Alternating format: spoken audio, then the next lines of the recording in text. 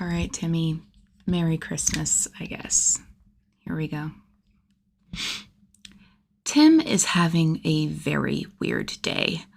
It started out normally enough with his usual bowl of instant oatmeal and a cold walk to the bus stop, but before the bus arrived, he abruptly found himself on a snow-covered rooftop at night, wearing heavy, colorful, robin-colored clothes that were far too big on him. He watched wide-eyed as Batman lunged at a man in purple robes and struck him square in the chest, knocking him down. Batman swiftly pinned his robed opponent, but there was a sudden puff of red and green smoke, and the man, Wizard, disappeared. Tim first assumed he'd been dropped into an alternate universe. Batman was recognizable, of course, but his outfit was different from what Tim is used to, and it was clearly winter instead of spring. However, Tim and Bruce soon deduced that the wizard de-aged him, both mentally and physically. Just to be safe, Batman did the scans to make sure it wasn't time travel, and they all came back negative. That was a relief, at least. Tim isn't prepared to be responsible for the timeline. Batman said he's supposed to be 14, so he lost 5 years. Oh, and the clothing colors weren't a coincidence. He is Robin. Just like his self-insert fanfic. How cool is that? Since the relevant Justice League members aren't available to fix the situation, Tim is stuck at his diminished age for now. They have no idea if he will turn back on his own or if they'll need to wait for Zatanna or Dr. Fate to be on planet. As thrilled as Tim is to apparently be living out his favorite daydream, talking with Batman is awkward. Tim was so excited to meet Bruce Wayne as Batman, but Mr. Wayne was curt and distant. Nothing like the gentle and compassionate hero that Tim saw interacting with Jason as Robin just 3 nights ago by his memory. When Tim asked what Jason's new hero identity is, or when Jason made him Robin, Batman went completely silent. Tim stopped asking questions after that. Clearly, Jason went off on his own like Dick did. It's disappointing to realize that Mr. Wayne and Jason must be arguing. Well, Nightwing started showing up in Gotham at least once a week, once Mr. Wayne found Jason. Maybe Tim can help them get back on good terms the same way. After all, Jason must have trained him, right? Which, seriously, so cool. He became Robin. Best possible future. Even if Batman's being kind of a jerk right now. Although Tim is still grumpy that he wasn't allowed to stay in the Batcave. He barely had 30 seconds to gawk at the giant penny dinosaur and Bat computer before Batman pushed some casual clothes into his arm and shuffled him to the locker rooms.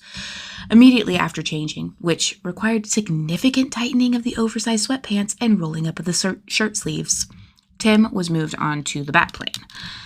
Batman set the plane's autopilot for Titan's Tower and told Tim to press any and all of the 3 different emergency beacons he'd given him if anything remotely concerning occurred. Then he got a call over his comms and rushed away, muttering a curse about ivy and Christmas trees. The Batplane was super cool, at least. It only took 45 minutes to get from Gotham to the West Coast, and Tim got to spend the time poking around the medical and tactical equipment. The plane took off again after Tim stepped out onto the roof of Titan's Tower, and he wondered what he would do if the instructions Mr. Wayne gave him didn't get him inside. The roof entrance looked intimidatingly solid, and it was very cold this high up. Tim sucked in a breath and walked up to it.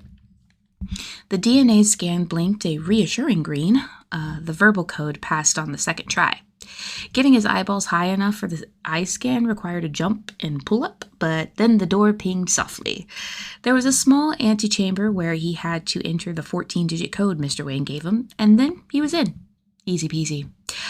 So now he's exploring the tower. No one is around, but Tim is able to partially deduce who some of his future, present team members are. A speedster, Wonder Girl, the same one that Dick had, or new one, he isn't sure. Some of the Titans that Dick worked with still have rooms as well. Tim can identify who they are by the symbols on their doors. Tim's pretty disappointed that Starfire and Raven aren't around. Maybe they'll show up later, before he gets changed back. Maybe with Dick and Jason. Mr. Wayne said Nightwing was working in Bloodhaven tonight, and he hadn't revealed Jason's location, but perhaps they'll visit to help change Tim back to his proper age. Tim's musings vanish when he walks into the training room. He gapes as he takes in the elaborate training setup and then slowly makes his way over to a wall of equipment. There are bows, slings, throwable projectiles, including birdarangs, blunted training blades, staves, paintball guns, frost and fire guns, lassos, small bombs of various types, and a number of more complicated-looking weapons and tactical items that Tim wants to look up. A brief search turns up a station with a screen. Tim gets in with a fingerprint, and soon he's scrolling through detailed descriptions of training logs, equipment guides, and tactical information. So freaking cool. Bruce is so fucking predictable. A few veiled threats about Robin, and a couple days later, the Batplane heads to Titan's tower. Jason smirks without humor as he pulls up to the tower. The Bat is still the same arrogant asshole he ever was. He may think he sent the replacement to a safe haven, but all he sent him to was a cage fight. And what an obnoxious, glossy cage it is. He assumes Dick was part of the planning committee for this eyesore.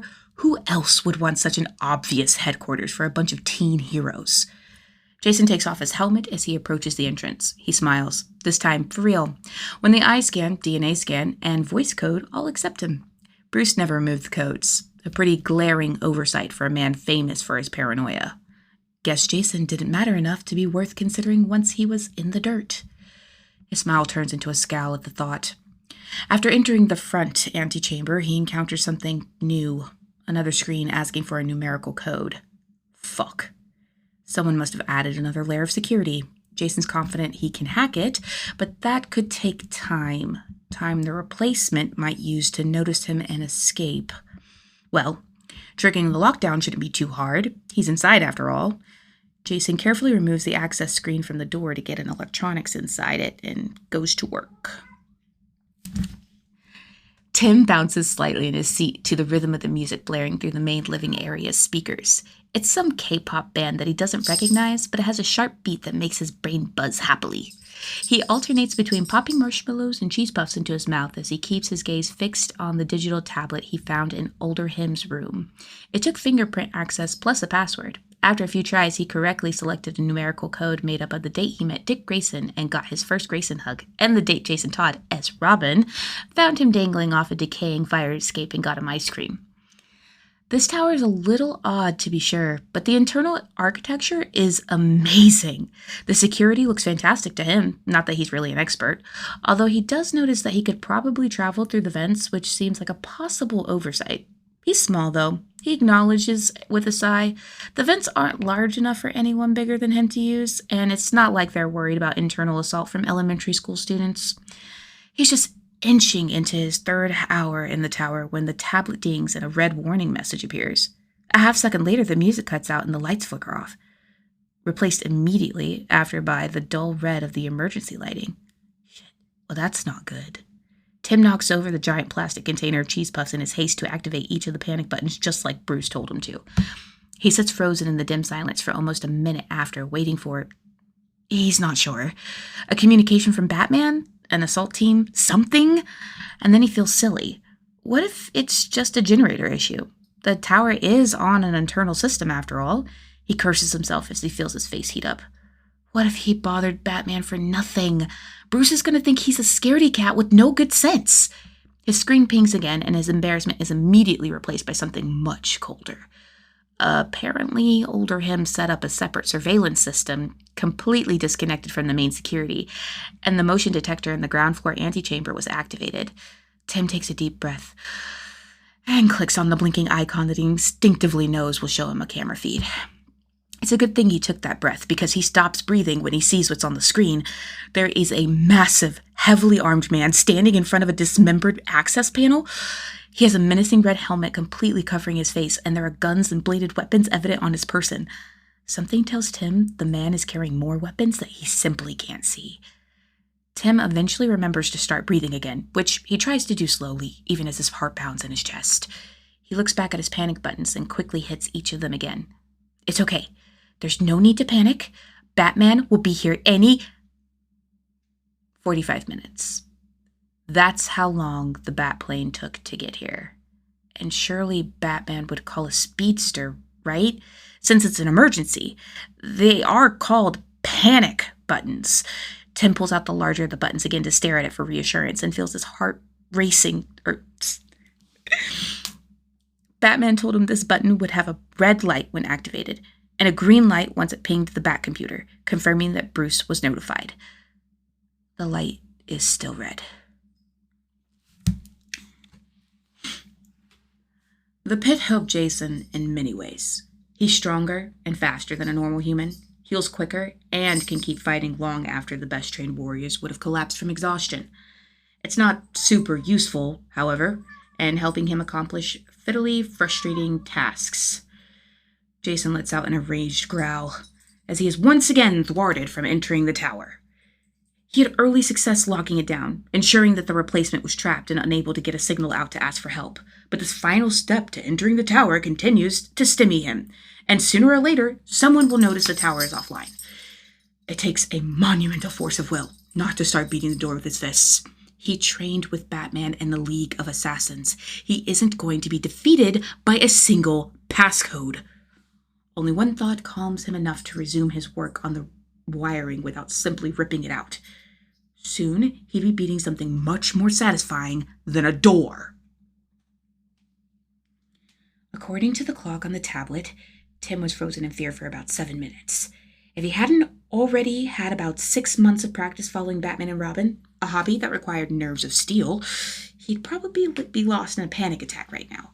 But he does have practice following Batman and Robin, and apparently, in this time, he's Robin, which means he doesn't have to just panic and wait to be rescued. He shoves a handful of marshmallows into his mouth and stands up from the couch, chewing grimly. He's Robin. He's Robin. What would Robin do? Honestly, imagining himself as Robin doesn't help much. It doesn't feel real, but he's the third Robin, and he has no trouble thinking about Dick and Jason as Robin. What would those Robins do? 1. Assess the threat. 2. Assess resources.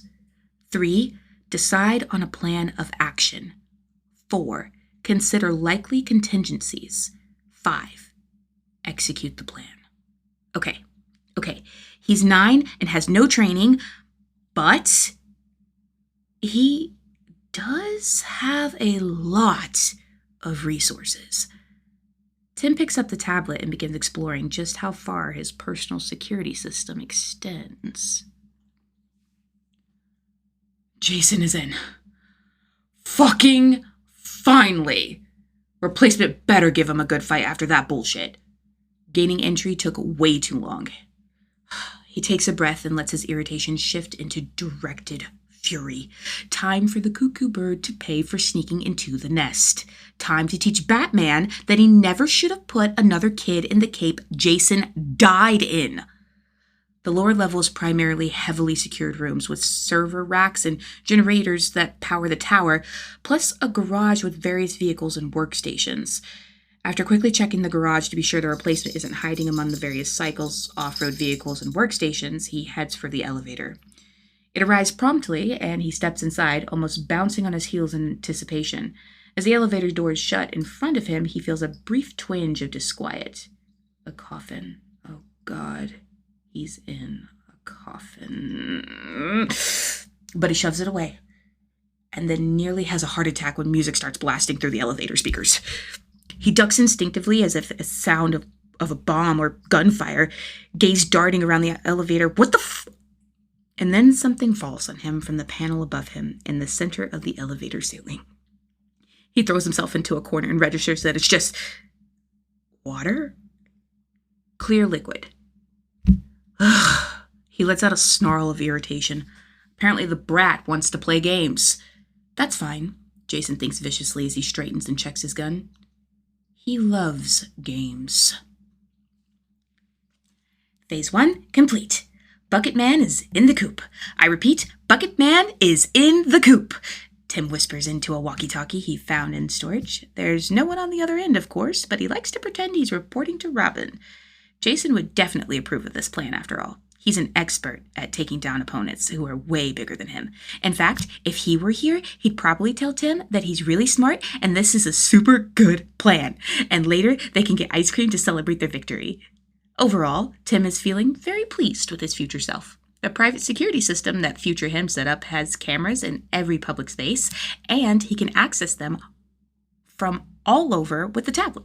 This is a really essential part of his plan. He didn't have time to set up clever triggers for his traps, so he needs to be able to see Bucket Man so that he can trigger them himself with the shortwave radio controls he modified for his purpose. He snickers to himself as Bucket Man leaps into a corner after getting doused from above. Hopefully that helmet will prevent him from smelling what that liquid is. Bucket Man will be exiting the elevator in 7 seconds. Tim carefully clips the walkie-talkie to his tactical belt.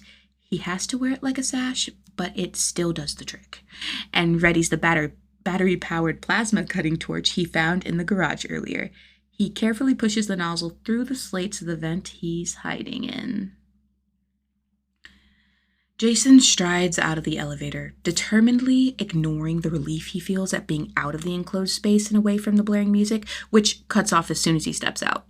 He scans quickly for tripwires or cow traps, weary of additional traps, but finds nothing. Satisfied, he turns toward the training rooms. A soft click is the only warning he gets before he is on fire. What the fuck? He's on fire. Fuck. Tim giggles and crawls away through the fence. Jason is no longer on fire. His leather jacket is toast, his armor darkened with char, and he has some first and second degree burns, which hurt like a bitch, on his neck, the only part of him not covered by sturdy armor. If he didn't keep a small bottle of fire suppressant on himself, it would have been much worse. The replacement doused him in alcohol and lit him on fire. What the fuck is wrong with this kid? This is not sanctioned Robin behavior. Jason buries the unease beneath fresh rage. The brat's gonna fucking pay for that, and he won't catch Jason unawares again. Initiate Phase 3. Something hard smacks into the side of Jason's head and breaks, spilling a dark, gooey substance over his helmet and effectively blinding him. He yanks the helmet off quickly, just in time to hear a rattle from the nearby ceiling vent. He looks at the broken glass and brown goo splattered over the helmet. Molasses. What the hell? And then he looks back at the vent, rage and confusion mixing unpleasantly. The replacement is small, sure, but he's not that small. The tower's vents were specifically made so that not even a teenager could sneak through. A wise choice, considering the number of teenage villain in training the Titans faced. Something fucky is going on. Target has detoured. Switch to Phase 4, Contingency 3A. Jason stares at the hammer embedded in the wall. The hammer embedded in the reinforced steel wall. He knows what those walls can take. That trap would have killed him if he hadn't dodged. Robin just tried to kill him. Robin just tried to kill him. What the fuck? He straightens slowly, scrutinizing the area for another trap in his immediate vicinity. He doesn't see anything, but he's been wrong before. And no, he is not nervous. He's just readying himself for what's next. So, the replacement wants to kill him. Fine. He wants to play hardball? He'll play fucking hardball. Bucket Man has entered Level 4 from Entrance 2. Initiate Phase 7. Contingency 1B.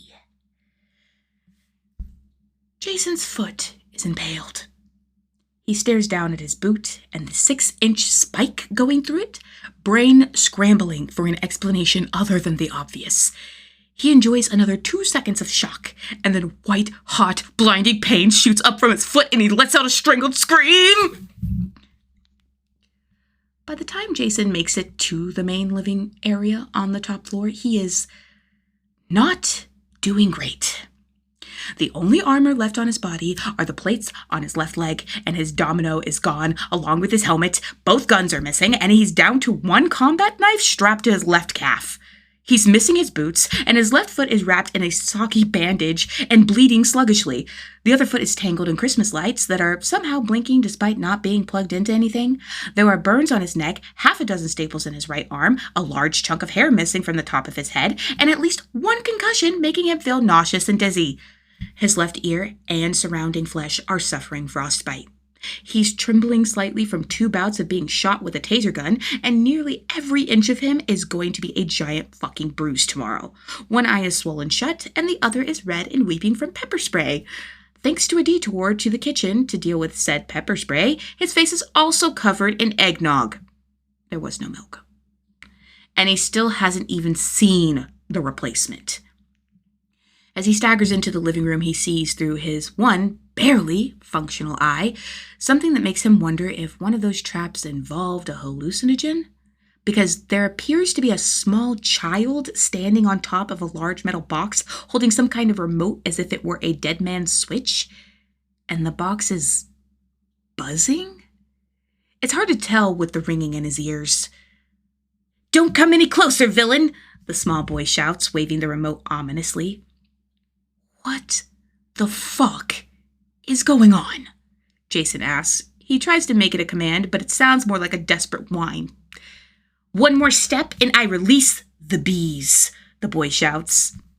Okay, yeah, he's hallucinating. There's no way there's a child in Titan's Tower standing on a box of bees. Fuck, he really needs to sit down and maybe die again. Everything hurts. He still wants to kill Robin. In fact, he's pretty sure at this point he'd be doing the world a favor. The replacement is clearly unhinged and fully willing to slaughter his enemies in the most twisted and cruel ways. But maybe he can just sit for a minute. He takes a wobbling step towards the couch. "Don't test me!" the hallucination child shrieks. Jason stumbles forward, barely hearing him. "Release the bees!"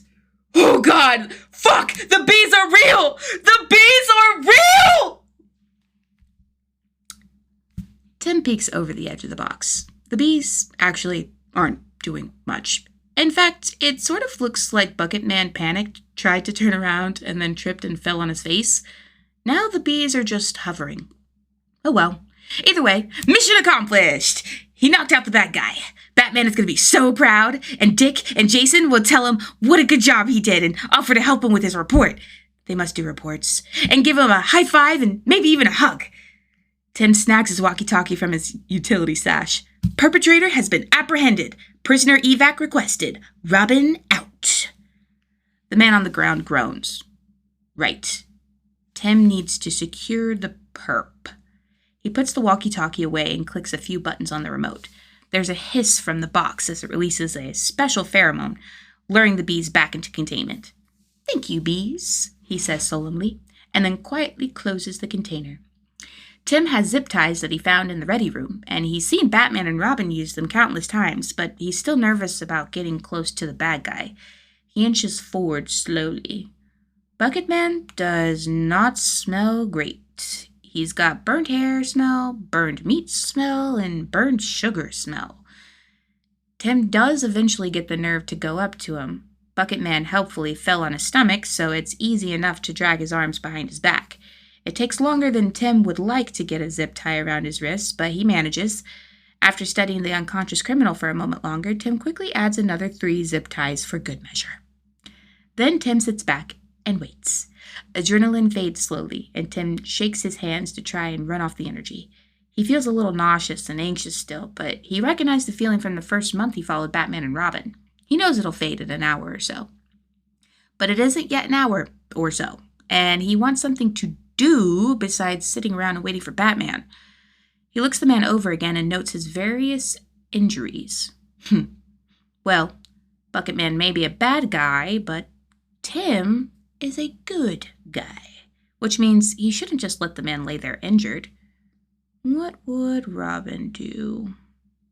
After a brief internal debate, he decides to head to the med bay and pick up some supplies. Jason is in pain. He groans. It's a very manly groan and definitely not a whimper.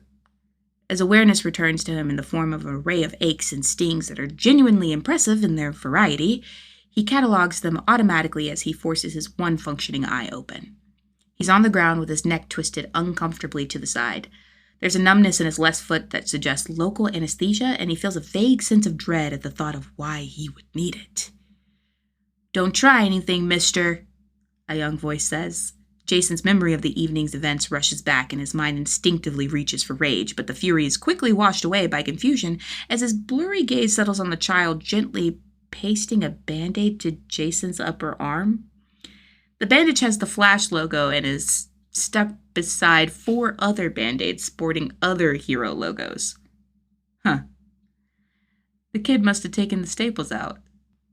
The child is dressed in black clothes that are clearly too big, and his black hair looks like it needs a trim. His dark blue eyes are narrowed in concentration as he carefully squeezes a blob of antiseptic gel into a 6th Band-Aid and then places it over the last set of puncture wounds. This Band-Aid has the Wonder Woman symbol. "The fuck are you doing here, kid?" Jason asks, his voice rasping painfully. "Defending Titan's Tower," the kid replies primly. "And seriously, don't try anything. I've still got the bees right here," he warns, waving the remote in Jason's face before scooting back and studying him. "You look kind of familiar. Who are you anyway?" the boy asks. Jason rolls onto his side and sits up. He moves slowly so as not to startle the child, and definitely not because he thinks he'll faint or throw up if he moves his battered body too quickly. Once he's sitting, he can see that his left foot has been dried and rebandaged. The Christmas lights are gone, and he's even been given a few reasonably neat stitches.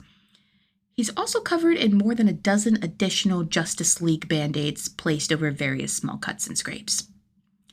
The kid watches him wearily, but doesn't try to stop him from sitting up. He holds the remote to his chest like a security blanket, body tense. "I'm the Red Hood," Jason says, "and you don't need to be scared. I don't hurt kids." "Then why'd you break into a tower for kid heroes?" the kid asks pointedly. "Long story," Jason says with a ragged sigh. Fuck, he feels tired. He closes his working eye for one moment and then feels something bump his less injured foot. He looks and sees a water bottle. Water. Water would be really nice. "Little help?" he asks, raising his shoulders slightly to remind the kid that his arms are secured behind his back. The child looks suspicious, but obligingly opens the bottle and then helps Jason drink. Once his throat feels slightly less raw, Jason studies the kid again. "Okay, seriously, who are you? You're not a Titan," Jason says after the kid sits back again. "None of your business, Red Bucket." Jason snorts. Fair enough. The kid stands up and puts his hands on his hips. "I'm hungry. I'm going to get food, and I'll let you have some if you stay put, but don't make me get the bees." "Whoa, wait, kid. You don't want to go wandering around. This place is booby-trapped to all hell," Jason says, genuine concern spiking at the thought of a child falling into one of Robin's ruthless traps. The kid gives him a withering look. "Who do you think set the traps, dum-dum?" The kid walks out, and Jason sits there mutely, trying to process the fact that he was nearly murdered multiple times by an elementary school kid on Christmas Eve. Kevin McAllister would be proud. Oh, shit. Jason really is the bad guy, isn't he? The bees buzz menacingly in the nearby box. By the time the child is returned, Jason has had more time to think, which has only made him more confused. So this small child saw a bad guy breaking in and set up a bunch of traps. It's bizarre, but not impossible. Jason himself had been somewhat precocious in his younger years, after all. But where the hell was Robin throughout all this?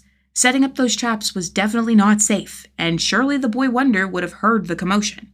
The thought of Robin still makes his anger spike, but it feels duller somehow. The whole situation has become so surreal, it's taken on a mildly dreamlike quality, and all his emotions feel muted. Actually, that's probably the concussion. Well, nothing much he can do about that. "Here, I got you a smoothie. You can use it to take ibuprofen," the kid says. He moves an ottoman over to Jason and then sets a bottled smoothie with a straw and a couple of pills near the edge.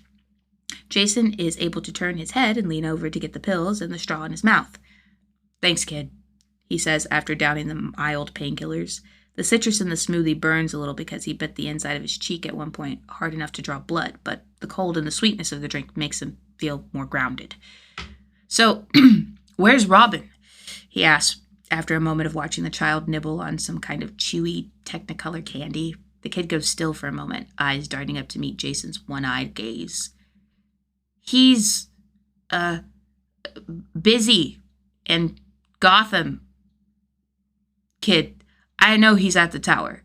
Why the hell hasn't he shown up to help you fight the bad guy? The kid frowns at him. You're wrong. He's not here. Okay, well, if he's not here, who the hell is watching you? I don't need anyone to watch me. You're like 6. I'm 9. And I stopped you just fine. Okay, point. But really, that just means he needs a babysitter to make sure he doesn't accidentally kill someone. Jason sighs and brings his hands forward, the ache in his shoulders growing too much for him to want to continue the charade of being bound. The remnants of the zip ties flutter to the ground. The kid springs to his feet and waves the remote. Yeah, bees, I know. I'm not going to hurt you, okay? Chill. Just pass me those cheese puffs, will you? The child watches him wearily for another couple moments, but then carefully reaches down and picks up the large plastic container half filled with orange puffs. It obviously spilled earlier, littering the carpet with crushed crumbs and cheese powder, but there was still plenty left. Jason takes the offered container and crams a handful of puffs into his mouth, chewing slowly as he tries to think through the dizziness and growing headache. Vague plans, worries, and realizations flit across his mind, but continuously slip away before they can turn into coherent thoughts. He blinks a few times and feels like he might have briefly nodded off. The kid is watching him carefully while solemnly shoving marshmallows into his mouth from a newly opened bag. His expression is so serious, but since he's 9 and his cheeks are puffed with marshmallows, it's adorable. Jason huffs out a little laugh and the kid glares at him. Seriously, adorable. What's so funny? You're like a tiny terror, you know that? Jason says with a quiet chuckle. The child blinks at him a few times, looking indignant. It's a compliment, kid. Those traps were top-notch. A smile breaks across the kid's face like a sunrise. Yeah, I got you good, huh? Jason laughs more openly at that and then winces as his ribs protest. Shoot, I forgot! The child jumps up again and digs out an ice pack from the pillowcase he had apparently used to carry the medical supplies. He cracks the pack and shakes it, his whole body wobbling with the effort. You can use this for your ribs. I've got another for your head. The kid comes up closer than before and offers the pack. Here you go. Jason feels a sharp spike of pain through his head and, here you go. Jason stops yanking at the tie around his neck long enough to look down at a small boy holding a glass of water out to him. Jason grabs the water with a scratchy, thanks, and downs it, spilling nearly half of it over his face in his haste. The icy drink helps cool the feverish anxiety that's making him want to rip off this blasted suit and dive into the champagne fountain. Here's another. Jason drinks the second cup more sedately as he sizes up his helper. He's got black hair and blue eyes, dressed in a suit as perfectly tailored as the one Jason was forced into. Thanks. Needed that. The boy nods sympathetically. I couldn't stop sweating at my first gala either. Is that obvious? The kid shrugs. What's your name? Jason asks. The kid straightens and gives him an over-polished smile as he offers his hand for a formal shake. Timothy Drake, it's a pleasure to meet you. Jason stares at him for a moment. What the fuck was that? Timothy's eyes widen in uncertainty. It's my name? No, I mean this weird little robot act. Loosen up, kid. And then he splashes the last bit of water in his cup into the kid's face. Timothy's expression scrunches up adorably, and he drops out of his weirdly stiff posture as he shakes his head quickly. That's better. You're a person again. I'm Jason. Yes, I know. Great. Now, come on, Timmers. Let's blow the popsicle stand. Let's blow this popsicle stand. The world sways sickeningly as Jason feels 3 different versions of the person in front of him smooshed together. Timothy Drake. Weird little gala kid? Timothy Drake, 3rd Robin and top of Hood's shit list? Timothy Drake, 9-year-old trap-making genius and public menace? Mr. Bucket, are you okay? The world snaps back into focus. Pit rage surges as he registers that this is Robin. right in front of him. Robin, who stole his name and his suit and his family and nearly killed him. And then the pit gets violently slapped away at the revolting thought of laying so much as a finger on this baby. He stares at Tim a moment longer, watching his little hand wave in front of Jason's face. He thinks of the surveillance photos he took of Robin over the previous month and for the first time connects the person in those photos with the concept of child. Robin's a kid. Just a kid. This kid. With only a few more years on him. Fuck. And Jason had planned to... He swallows hard to stop the bile from rising in his throat. Okay. Not thinking about that. Didn't happen. And now it never will. Mr. Bucket? Tim was starting to look really worried. That's Mr. Hood to you, Timmers? Tim freezes. His eyes go wide. How do you know? He drops the ice pack and somehow his eyes get even bigger. Jason? In the flesh, you little weirdo. Now what the hell? Jason huffs around a groan as the kid launches into him, sending the cheese puff bucket rolling away again. Oh my God, Robin, Mr. Wayne wouldn't say where you were, so I knew you must have left because he did something stupid, but I really wanted to see you before I changed back because even though I must know you then, I don't know you now, and Tim is talking too quickly to follow, but Jason nods along as he gingerly wraps an arm around the kid, adjusting him slightly in his lap so that his elbow isn't digging into Jason's bruised ribs. And anyway, I really want to see Nightwing too, but I especially wanted to see you because I already know Nightwing's new costume, but Timbit, this is great, really. Always happy to meet a fan. But hey, why the hell are you extra tiny? Oh, there was a wizard. Mr. Wayne and I said I got DH 5 years. Jason works to think. The kid stays blessedly silent. Okay, so you got turned into a 9-year-old, and Bruce left you at Titan's Tower alone. There's some crime lord he's worried about. He wouldn't let me stay in Gotham. Unbelievable. Batman left this infant alone in a tower full of dangerous objects, a tower that's a known target for actual fucking supervillains. Had the man really learned nothing? Robin gets compromised and Batman abandons him to... Hey, Jason, why are your eyes so green and glowy? Jason lets out a breath slowly. Long story, kid. You already used that excuse for something else. It's the same long story I was referring to before. Well, I'm not going anywhere, and you probably shouldn't be walking. Tell you what, you come back to Gotham with me, and once we get you changed back, I'll tell you everything. Doesn't older me already know? Nope. In fact, not even Batman knows. You'll be the first. Whoa. Yeah, whoa. So, you coming? Sure. He sincerely hopes older Tim is not so easily kidnapped. Oh, well, if he is, Jason can just murder anyone else who tries. Tim ends up getting him a crutch, and they take the elevator down to the first floor. Tim tries to apologize for the traps, but Jason nips that in the bud. You did exactly the right thing, baby bird. A+ response. Nightwing will tell you the same. The compliments make the kid's eyes shine like Jason handed him the moon. Oof. Yeah, that guilt about his previous plans isn't going to be going anywhere anytime soon. He's going to have to make this pipsqueak so many cookies. Jason ends the lockdown after some fiddling with the server room. Tim has to help. Jason's fine motor control isn't its usual level because of earlier electric shocks. After the main doors open, Jason eyes his motorcycle. Yeah, he can't drive that. He wanders over to the garage area and spots something he didn't notice before. A larger vehicle covered in a tarp. He hobbles over and yanks the tarp off. It's a fucking Batmobile. Oh, there it is. Tim Tam, why is there a Batmobile here? Older me had it built and shipped here. I hid the costs in the Batarang budget. And here Jason thought he couldn't be any more impressed. Older you had an entire Batmobile made and delivered to him without Batman knowing? Yep. Okay. You're my sidekick now. Merry Christmas. You've been promoted from Robin to Red Robin. That's a restaurant chain. We'll workshop it. Now help me find the keys, baby bird. It's time to blow this popsicle stand. The end.